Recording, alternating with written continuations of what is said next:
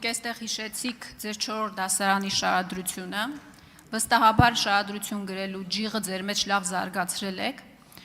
ու հիմա տպավորությունն է, որ պետական քաղաքականությունը ձեր 4 դասարանի շահադրություններից շատ չի տարբերվում, ինչու։ Դուք հայտարարում եք, որ արտահանման ոլորտում առաջացած խնդիրը ճգնաժամ է ԵԱՏՄ-ի համար, Հայաստանի համար հնարավորություն է։ Հիմա ինչով է սա շահադրություն։ ԵԱՏՄ-ում 1%-ից էլ պակաս է կազմում Հայաստանից արտահանվող ապրանքների տեսակարար կշիռը։ Հայաստանի արտահանման ծավալը ԵԱՏՄ շուկայում 30-50% է կազմում։ Դուք, պարոն Փաշինյան, այդ ամբիոնից նաև կառավարության նիստերի ժամանակ պարբերաբար հպարտացել եք արտահանման ծավալներով։ Դուք քարոզարշավի ժամանակ հայտարարել եք, որ Պուտինը ձեր ավագ ընկերն է։ Հիմա եկել էստեղ ընդդիմադիրներին մեղադրում եք այդ խոչընդոտները քաջալերելու համար։ Ինչ ես հարցերը չեք լուծում, եթե Պուտինը ձեր ավագ ընկերն է։ Ընդդիմությունն է փաստորեն խոչընդոտ հանդիսանում, որ լարսում, ապրանքը փտում է, կամ մեր գյուղացիները հենց իրենց դաշտում ոչնչացնում են այդ ապրանքը։ Ուրեմն ճգնաժամը արտահայտվում է կոնկրետ բանով։ ԵԱՏՄ-ն հիմնված է 4 հենասյուների վրա՝ ապրանքների, ծառայությունների, կապիտալի, աշխատաշուկայի ազատ տեղաշարժ։ Եթե այդ ազատ տեղաշարժը կարելի է բանանել, կասեցնել, նշանակում է ԵԱՏՄ չկա։ Խնդիրը առևտրաշրջանառության ծավալի մեջ չի։ Եվ ԵԱՏՄ, այսինքն եթե դա հնարավոր է կիրառել ԵԱՏՄ մի երկրի դեպքում, հնարավոր է կիրառել երկրորդ երկրի, երրորդ երկրի, չորրորդ երկրի դեպքում։ Այսինքն ԵԱՏՄ-ի հենասյուները հանած են տակից, նշանակում է ԵԱՏՄ չկա։ Սրա մեջ է խնդիրը։ Ինչ վերաբերվում է ձեր ասածին, այո, դրա համար ենք մենք թրիփի մասին խոսում, դրա համար ենք երկաթուղու մասին խոսում, որովհետև վերին լարսը դարել է բան, Հայաստանի տնտեսության ալֆան եւ օմեգան։ Մենք ասում ենք Հայաստանի չի կարա այդպես լինի։ Եվ այո, ինչի արդյունքում է վերին լարսը դարձել Հայաստանի տնտեսության ալֆան եւ օմեգան։ Մեր հայտնի պատկերացումների շրջանակում։ Եվ ել չեմ ասում, որ փառք Աստծո Հայաստանի տնտեսությունը նորմալ վիճակում է եւ իմիջիայլոց գործընկերը արտահայտություն արեց, ասեց բազմաթիվ են խնդիրները։ Այսօր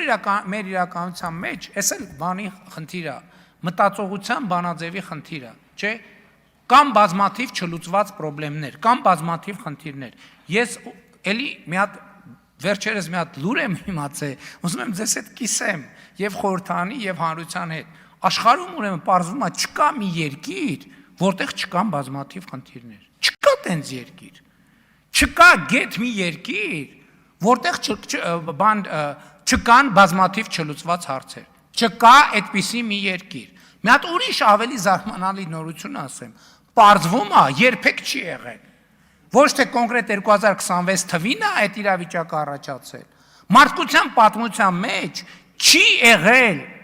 մի պետություն եւ մի ժամանակ, որտեղ բազմաթիվ չլուծված խնդիրներ չլինեն։ Այս նախադասությունը, որ մեզանում օգտագործվում է, ասենք երկրում բազմաթիվ չլուծված խնդիրներ կան, բայց հանրապետության հրապարակի շատրվանները երաժշտությունով միացրած են։ Երկրում բազմաթիվ չլուծված խնդիրներ կան, բայց մարդիկ հարսանիք են անում։ Երկրում բազմաթիվ չլուծված խնդիրներ կան, բայց հումորային հաղորդումներ են։ Ժողովուրդ ջան, երբեք չի լինելու այդպիսի իրավիճակ, որ երկրում չլինեն չլուծված խնդիրներ, որովհետև ցանկացած մի խնդիրի լուծում իր հետ առաջաբերում բազմաթիվ նոր խնդիրներ։ Արձագանք։ Հիմա կարելի է հարցին առանց շարադրության պատասխանեք։ Տնտեսվարողները կոնկրետ խնդիրներ ունեն։ Մինչև դուք Եվրամիության ճամփան եք բռնել անհեռանկար, անհասկանալի ժամկետներով, թրիփ եք կառուցելու եւ այլն, մարդիկ կոնկրետ խնդիրներ ունեն։ Մարդիկ վարկերի տակ չկռած են։ Գյուղատնտեսները ասում են իրենց բերքը հենց իրենց դաշտում ոչնչացնում են։ Հիմա առանց շարադրությունների նորից եմ խնդրում։ Դուք ասել եք այդ հարցերը լուծելու եք։ Ինչի չեք լուծում։ Նախ ձեզնից զգացվում է, որ դպրոցում չնայած դա պարտադիր կրթական ծրագրի մաս է, շարադրությունից, այսինքն շարադրության նկատմամբ ձեր կամահարական վերաբերմունքը ցույց է տալիս, որ դուք թելադրության կողմնակից եք, եւ ընդհանրապես ձեր քաղաքական ուժը Հայաստանի Հանրապետությունում գործում է թելադրության ժանրից։ Երբ որ ձեզ բան են անում, թելադրում են, դուք էլ գրում եք։ Իսկ շարադրություն, այդ ինչ կամահարանք է շարադրության նկատմամբ չեմ հասկանում։ Երկրորդը, Հայաստանի Հանրապետության կառավարությունը արդեն տասնյակից ավել ծրագրեր ընդունել։ Միլիարդների սուբսիդավորում ենք իրականացնում գյուղացիներին։ Միլիարդների, եւ այդ միլիարդների սուբսիդավորումը արդեն հասցեագրված է եւ հասցված է տերերին։ Էլ չեմ ասում, եթե այդպես է, մարդիկ, եթե ձեր ասածն է, այսօր եկեք գնանք մտնենք ցանկացած շուկա, ցանկացած խանութ։ Նայենք բանջարեղենի գները, նայենք մրգերի գները եւ այդպես շարունակ։ Տեսնենք, այսինքն, եթե ոչնչացման ենթակա միրգը,